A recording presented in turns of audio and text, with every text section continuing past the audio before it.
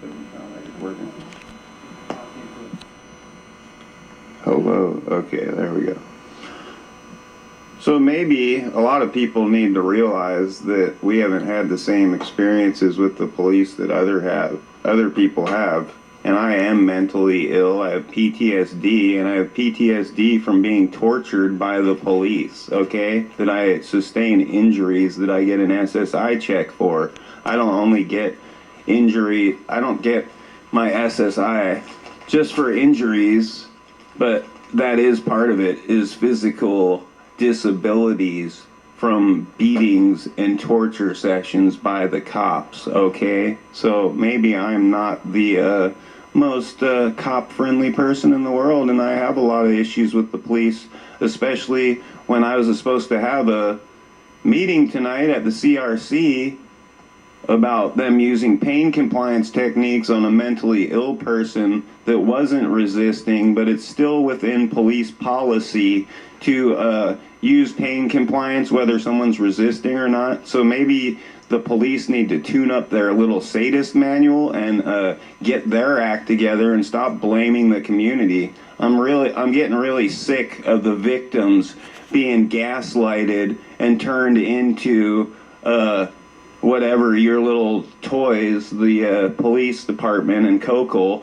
and then made out to be like we're this disruptive element when the only thing we're trying to do is voice our grievances and tell how it really is on the streets, not how everyone wants to hear it. I don't know how many people in this room have had their mom raped by a cop or a prison guard, but I have, okay? Have any of you had your parents' store burned down by the police and the mayor's son? Well, I have, okay?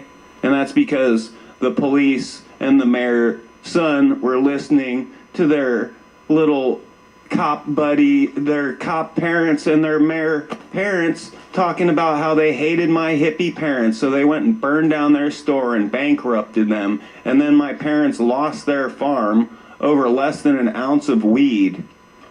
Google Pamela Snowhite Davis, the marijuana mama, and KIF Davis, and you can find about 100 articles on me and all the atrocities that just took place in the 90s. And as someone who's been homeless for over 10 years, and 6.5 of them right here in Portland, I've had a whole different experience than most people in this room have ever had with the police.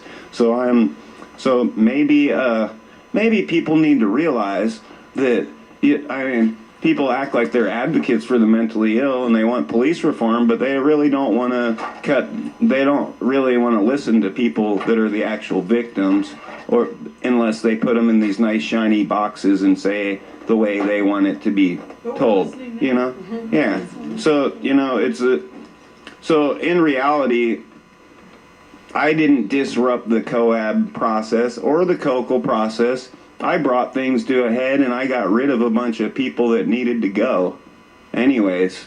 And I will continually go for the throat, not the, I'm not going to sugarcoat things. I am the go for the throat person, okay? I'm the guy with teeth that bites in, that cuts through the bullshit, that's not going to just sit around and take it and be nice about it, It's not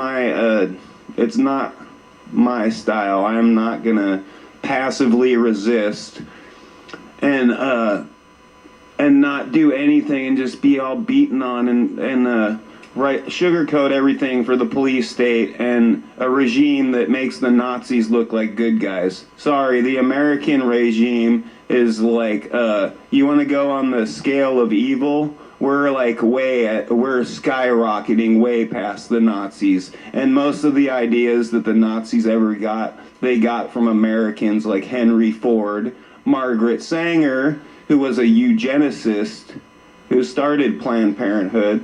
You can look up how she called all humans human weeds, basically. Okay, so basically, I don't buy into the whole style, and I don't buy into the system, and I see through the bullshit, and I'm not gonna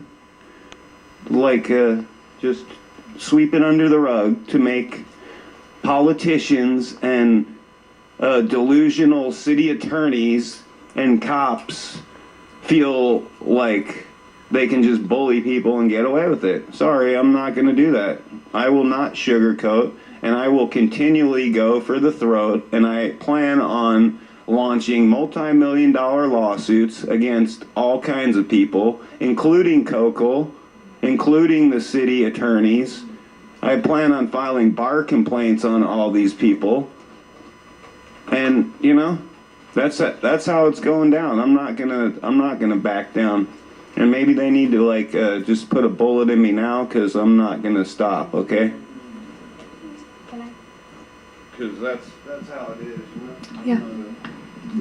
Yeah. Keith, is it okay if I address Keith? That's okay? Keith is your name, right? You and Bob. Bob's an old friend of mine. I just want to say I heard you, and I thank you very much for speaking for us. And if we can work together, and I know you have one way of doing things, and I certainly have another way of working as an advocate. And I just want to say I appreciate what you're saying, and I hear you, and thank you very much.